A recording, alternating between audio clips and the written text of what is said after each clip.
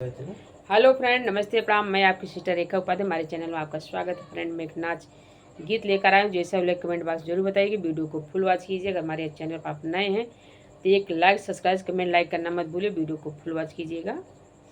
पिछवर माजा बोलै सियार रतिया डर लागई। पिछवर माजा बोलै सियार रतिया डर लागई।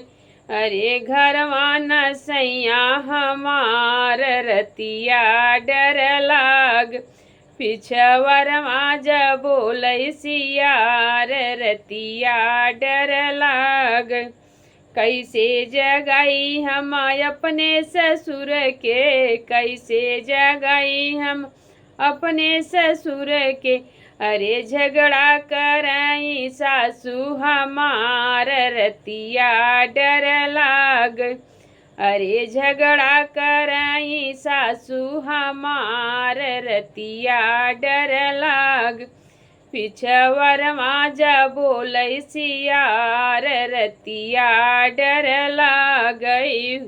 अरे घरवा न सैया हमार रतिया डर लाग। कैसे जगाई हम अपने जेठ के, कैसे जगाई हम अपने भसुर से। अरे लड़ाई लगी है जेठनिया हमार रतिया डर लाग। अरे लड़ाई लगी है जेठनिया हमार रतिया डर लाग। पिछवर माजा बोलै सियार रतिया डर लाग। कैसे जगाई हम अपने देवर के, कैसे जगाई हम अपने देवर के। अरे अलगे जे देवरनिया हमार रतिया डर लाग। अरे अलगे देवरनिया हमार रतिया डर लाग।